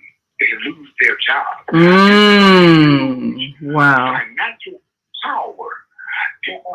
The those that support the green movement, their demonstrations are being shut down. This is a global situation that we're in. And alternative energies, look at what happened in the southern part of this country. In other areas around the earth, massive flood, and very powerful tornadoes that get their strength from the warming of the oceans and the seas. Visit Asheville. Visit areas that just experienced the hurricane of Helene and Martin. Now, we can't stop hurricanes, but we can reduce the severity if, as a global community, if we have the strength to change how we power industry, a movement from fossil fuels to a more advantageous source of energy. What we are addressing now is very important. It's no small thing. Absolutely. So, and I heard a report concerning what is happening in occupied Palestine, that their economy is on the ropes. Oh, for sure. They have lost businesses. Yes, their economy is on the ropes. And the citizens are pleading with the Zionist government. Make a deal. Make a deal. Stop the war. And it's not really a war, it's a massacre, it's a genocide. Yes. So what we're engaging in now at this time is very, very huge. It affects all of us. We can't sit on the sidelines. Absolutely. Well, for those who are watching on our Facebook and YouTube channels, we've got the website up, Chicago Moms for Palestine.org, and showing some of the businesses that we want you to support. And I think there needs to be a global list of businesses that are using their money and their profits for the positive good that we encourage. And then, a list of those that we want to shun. And I think you made a very, very important point about the energy source, because if so much of the genocide is following oil, then we need to stop using oil. And and I'm part of a solar company, and of course we want to see more solar energy. But you're right that that's a big political pushback because of the power of the oil companies, and it's the greed that creates this refusal to do what is in the best care of the earth that we're all living on. Now, I know the Green Party has been really championing policies that are reflecting a consciousness about the ecology and global warming. And a lot of people, they can't quite wrap their minds around it because they're not making the connection, like Kareem said, the hurricanes that we just experienced, and the way we're devastating the planet with whether it's oil drilling or it's cutting down trees. They're not making the connection. So what are some of the things that the Green Party has done that helps to educate people on the new policies that need to be a part of the American practice and laws, so that we can stop the devastation of the earth through these corporate interests? For sure. So like the green policies that have been posited by the progressive wing of the Democratic Party has consistently been inadequate, right? So you had in the Obama years, you had pushes by AOC of a Green New Deal, of the Paris Climate Accords. The UN, people around the globe who are most at risk of climate disaster, human rights organizations here and abroad have all reprimanded the United States, regardless of who's in power, right? And from Obama to the current Democratic Party, that they are drastically inadequate measures every single time. So unfortunately, the current policies that are even up for debate, right, like that the progressive wing of the Democratic Party has been trying to push, is inadequate. Right? We need a mass transition. This isn't about just one policy. This is something where, like, we need to call a state of emergency. Right? We are sleeping on ecocide. Right? Like, we are not just destroying the planet, right? In our neck of the woods, like Florida and the South just got like hammered by unprecedented natural disaster. Yeah. It's not just our neck of the woods, right? And my country of origin, Bangladesh, is going to be underwater and by the end of the century. And so many island nations are going to be, their entire populations are going to be climate refugees. We already have climate refugees. Actually, in my home country of Bangladesh, there are internal migrants coming from the areas where the sea is literally eating up the land. Wow. The rivers are inundating the land, and people have nowhere else to go, and they're flooding urban centers, and you have an internal refugee, you have internal migrants because of climate disaster. And this isn't just an issue about people losing land, people losing resources. We're losing arable land, right? Our food systems are in jeopardy. The certification is expanding. More and more arable areas where people can grow food are now turning into deserts. Wow. And this impacts society, right?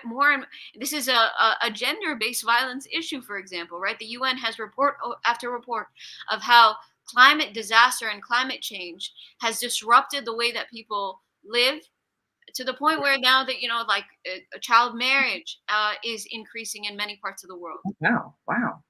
Right.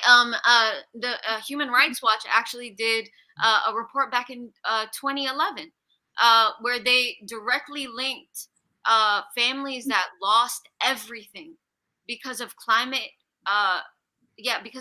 change. Because climate change is making what were our natural weather patterns, like monsoons and stuff like that, so severe that people are losing everything. Wow. They get to the point of desperation, where they are, marrying off their daughters at a really young age. They're putting their young boys, their sons, who should be in school, into child labor. Or military. These are desperate situations that families are experiencing in other parts of the world, but also here, right? This is affecting our society, our economy. It's so much more. It's going to be so much more than just severe hurricanes and natural disasters. It's going to impact our entire way of life. It's going to impact our choices. It's going to impact what we can and can't afford to do. I'm going to go back to your discussion with Kareem. Yes, and then we got some callers on the line we're going to take before we go. Okay. Yes. Cool. I want to emphasize that it's really important that we invest in local solutions and local people. Climate change is a huge thing. It has global ramifications, but we can all do our part locally. And that goes for any other global problem that has local solutions, like genocide, like ecocide, right? Like, people will tell you, like, injustices over there, what can we do? Like, we're boycotting Starbucks and everything else on that list, and it's making a direct impact. we're protesting on the street, it's making a direct impact. The narrative has shifted. Right before, a pro-Palestinian, anti-genocide, anti-war narrative would be impossible in the mainstream media. We are making huge impacts. Yes. Right. Yes. These politicians are now having to consider us. Right. Kamala Harris has to at least acknowledge our feelings. Yes. Right? Yes. This and is she's realizing she's got to say a whole lot more if she wants to win. Got to do a whole lot more. Stop talking, like we start doing. What I'm trying to point at too is like an impoverishment of imagination that we have in our current two-party system, where nothing that they have on the table, nothing that they were able to come up with, even as they were confronted with years, decades of knowing about climate change, warned by not only our top scientists, but also internal scientists. Like we know, for example, BP and other gas and oil companies knew from their own scientists that they hire and pay, has been telling them from back in the 90s, maybe even the 80s, that their activity, their commercial activity, that their business model was leading to climate change, that it would have irreversible impacts on the climate. And as a matter of fact, they were riding my bicycle. I'm not even driving anymore. No more gas. I mean, do what you can, right? We don't want to cripple ourselves in being able to do the work that we can.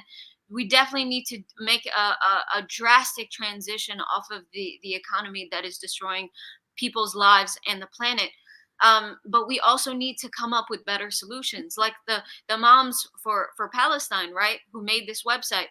Yeah. They're regular moms in Chicago. They're in Illinois. You know, they came up with this idea. They organized. They made that happen. Yeah. If somebody wants to do that for Congo, if somebody wants to do that for Sudan, I think that's a great idea. There we go. Okay, it's out there, but we just put that idea out there in the universe. Somebody. I'll also say that one of the biggest problems is that there are so many monopolies, in terms of businesses. The reason why these oil and gas companies and other huge companies can get away with investing in death is because we're completely dependent on them. The fact of the matter is we're not. Right? We have the opportunity to make business alternatives. We have the free will of choosing to go with a mom and pop shop or somebody else that we know instead of a major monopoly or like a business based off of death. Right? We have options. We can transition. Yes. We've got some calls to see if we can squeeze in before we go. Area code 407, your mic is open. Go right ahead. Introduce yourself to our listening and viewing audience and give us your thoughts. Grand Rising. Wow, so much good information. This is Beata in Orlando, your Friday host for Health and Wellness. Yes. Wow, so much information. But let me just say this. I've been to Hawaii 4 times. So when they had the disaster in Maui, it really touched me because I spent at least twice on that island. And that disaster revealed not climate change, but DEW, direct energy weapons, being used all over this planet. In fact, we got to stop thinking climate change is the problem or the cause. But there are some really psychopathic, evil people who want to grab land. The North Carolina hurricane was not so much about climate change, but people who want lithium mining territories in North Carolina, and they created feeding called geoengineering in the clouds. They do this all the time to create disasters now. So just do your research. That's all I'm going to say. I do all this research because people in my life who are in the military, 90 seconds, who are very much aware of geoengineering. And this geoengineering is probably hundreds of years old. They discovered that if they flew over a cloud, planted some seeds, that the direction of storms changed, the wind, everything. So now they're using this to grab land in the United States, in Hawaii. Evil people evil, corrupt, psychopathic people in corporations, especially military industrial complex, grabbing land. So I just want to put that out there. We got to stop blaming climate change. That's not the problem. Climates have been changing for eons. So the other thing I want to say, brother mentioned Madam C.J. Walker. I grew up with that name in my mother in our apartment because my mother went to Madam C.J. Walker School of Beauty, and so her three girls had always had nice pressed hair and curled hair because of her training with Madam C.J. Walker. And I want to just say we have to train our youth to become entrepreneurs. Yep, it's about training. Yeah, I know we're about to get cut off on Blog Talk, so I want to make sure I spoke to our co-host Kareem Hamid because I know their mic cuts off right exactly 9. And thank you so much, Kareem, for joining us, and thank you for your wisdom. And we will take your suggestions to heart. Yes, go right ahead, Beata. Continue.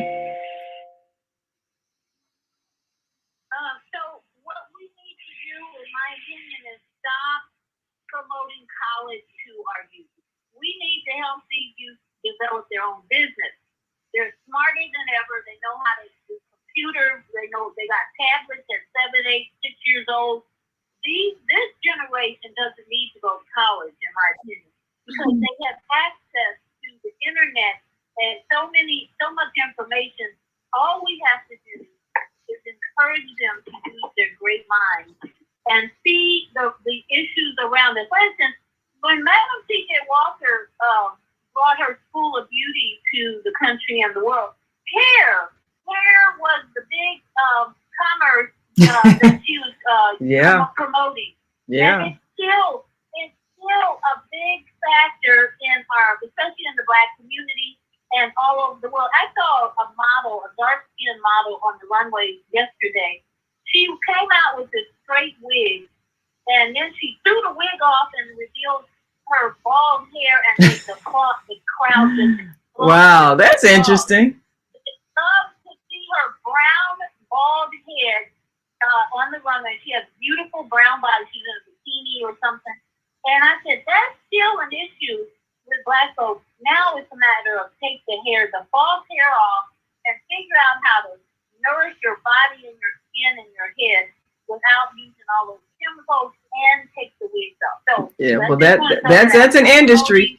Our own entrepreneurs, not college, but entrepreneurship. Yes, well that's definitely a choice that people have the power to make, because you can create a business. You don't have to have a degree and put a lot of money, especially in some of these universities that are helping to finance a lot of the destruction that's happening globally.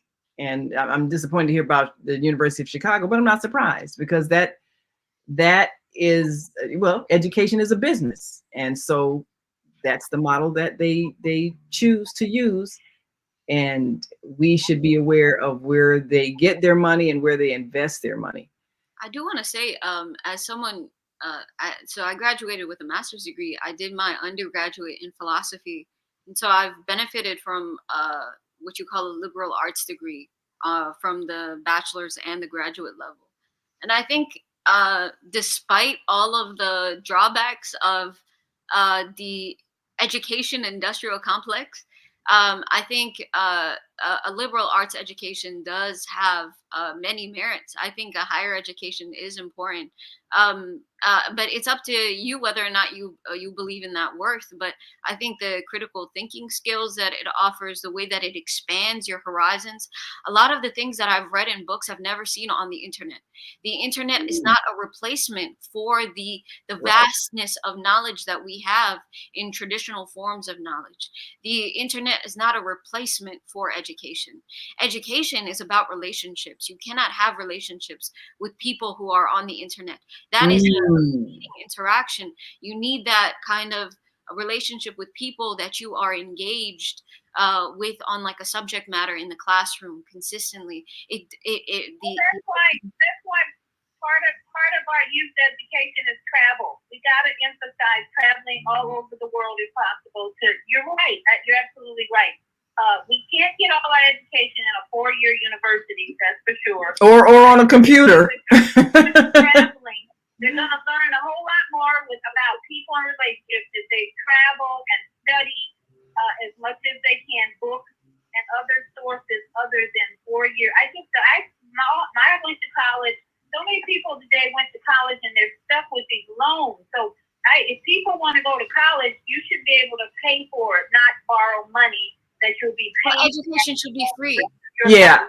What's happening? Right. Just go to college and pay cash. Otherwise, you don't need to go to college. Well, that's why education should be free. Why would you make people pay to get knowledge that's going to help the general society?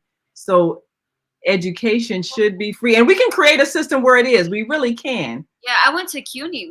So I'm from New York. I went to the City University of New York. That's a public education system. When it was initially founded, it was completely free. And then later on, they started, adding in tuition to cover costs. But I would pay $3,700 a year for a college education. And the only way I was able to afford a college education was because it was that affordable. Obviously, ideally, it would be free. And it once was. We can get there again. We can get there again. Absolutely. Well, I know we're a bit over time, but it happens. And I'm going to see if I can squeeze in one more call before we go. 773-737. You got a minute to give us your thoughts. Go right ahead. Well, Leon Shalom, Grand Rising. I'd like to, this is Mama D in Chicago. Hey, Mama D. Shout out to Congressman Davis for proclaiming in 1985 a week for victims of violence, April 4th through 11th. Because I had a question, and I wanted to know his position when you get a chance to interview him on the John Lewis Right to Family Act that gives priority to LGBTQ plus when it comes to children in foster care. But my question was, the First Amendment constitutional right of freedom of the press is different from being interviewed by a reporter of your choice. So why has the media insisted that the vice president hold a press conference so media can have her about the companies that gave her over $5 billion to promote economic opportunities and reduce the violence in Central America? And what are these companies asking for in return, if anything, when we have those kind of problems right here that's not being addressed? So you, as a Green Party, can you call a press conference to raise these issues? Yeah, that's a good question about that, especially because we are seeing, a lot of financial interests being put into various campaigns. I know the Green Party makes a statement that it's not financed by corporate interests. That's right. But tell us, when is the next time that we're going to perhaps hear from Jill Stein, a press conference or a statement, or even a website where people can see some of these issues that Mama D just addressed, like who's financing who, who's getting their funding from which corporations? We need to know, who's backing you financially and who are you beholden to? So is there a place where that information is being exposed? So that if you go to opensecrets.org, you'll see who's backing who, and in terms of our politicians, where are they getting their money from? That's opensecrets.org. That's right. opensecrets.org. Well, I think that is definitely a critical thing, because that's going to determine the kinds of policies that people support, the kinds of decisions that they make, the kind of laws they propose, and we won't know that there is a financial incentive to those decisions unless we ask. Well, thank you so much for asking that question, Mama D. I pulled it up on the screen for those who are watching, and that will definitely pull the wool off of our eyes, because we'll be able to see who is actually who owns our politicians. We need to know. We need to know.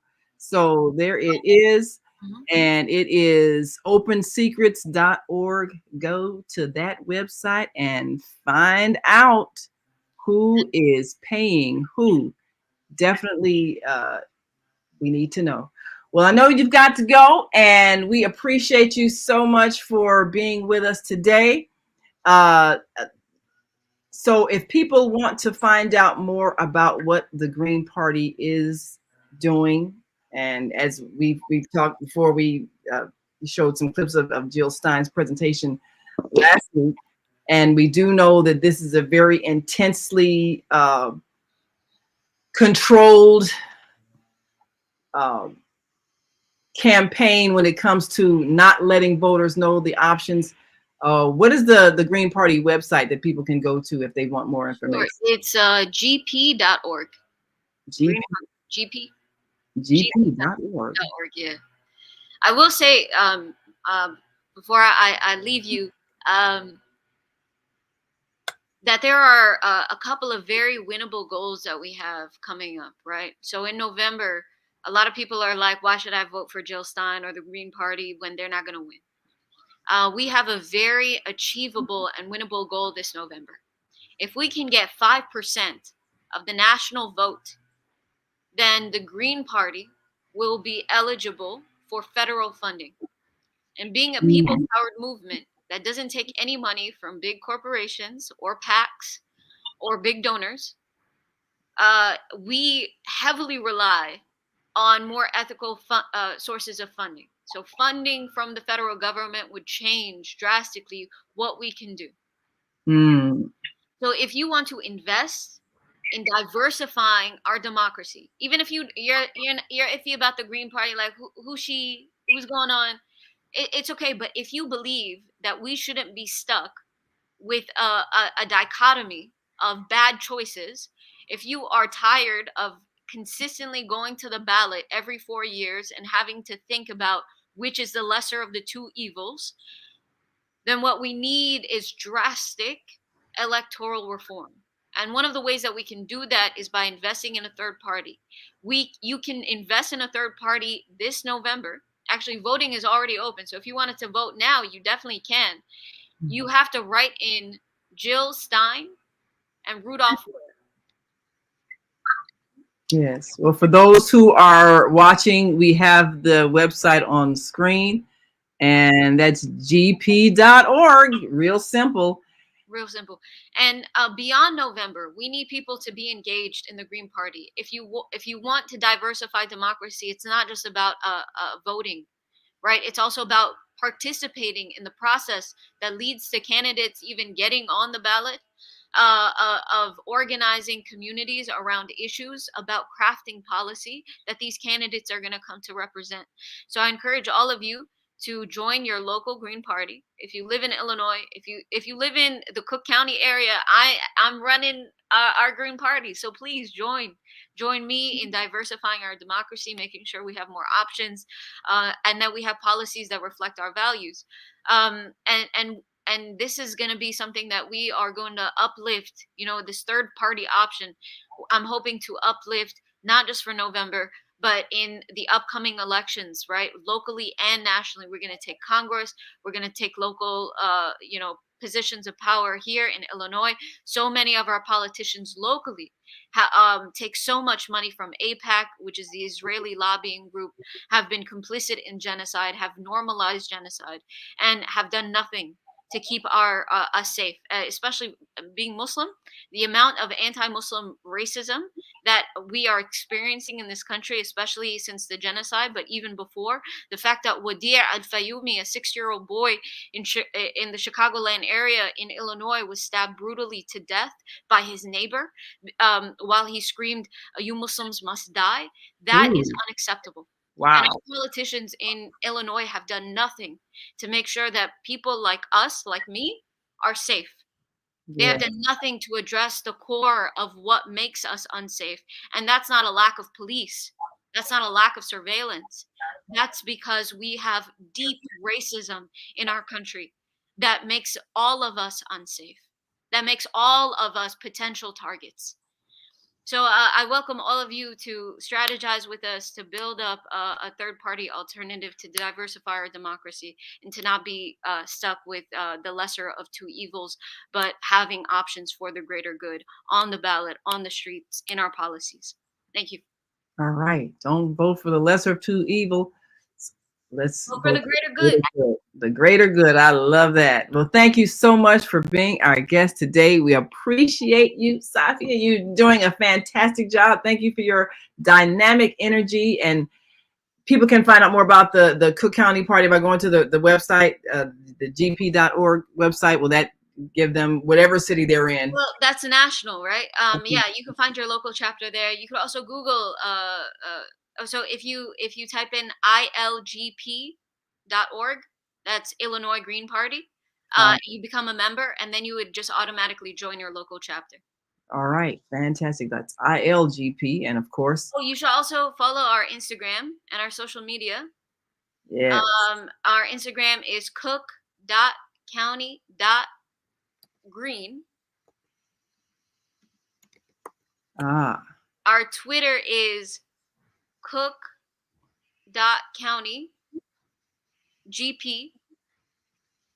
And our Facebook, just type up Cook County Green Party, and there's a Facebook group there where we post things.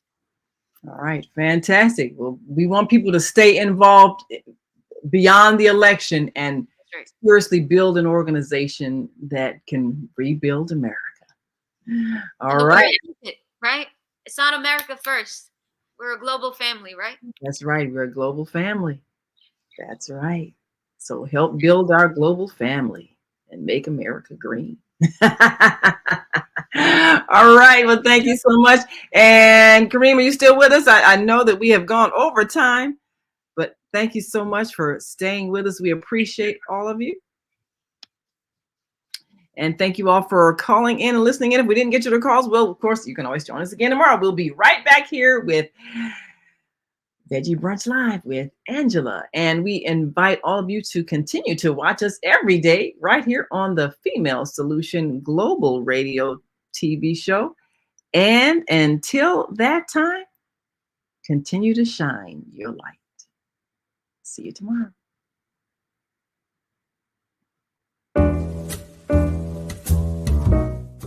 We've come to the end of our show today. If you missed any broadcasts, go to our website for the audio and video archives at www.thefemalesolution.com. On behalf of our team of radio hosts, I'd like to thank all of you who participated in today's discussions. And to our global family joining us from all around the world, we say thank you. To our family in China, xie xie. India, zhanyavad. Japan, arigato. Korea, kamsamnida. Russia, spasiba. Germany, danke. Poland, dziękuję. France, merci. Spain, gracias. Italy, grazie. Egypt, shukran. Ghana, madasi. Nigeria, eshe. South Africa, ngiyabonga. Senegal, jareh. Kenya, asante. Israel, toda. Pakistan, shukriya. Afghanistan, tashakur. Saudi Arabia and Palestine, shukran. Assalamu alaikum wa rahmatullahi wa barakatuhu. Thank you, and may peace be upon you and the mercy of God and God's blessings.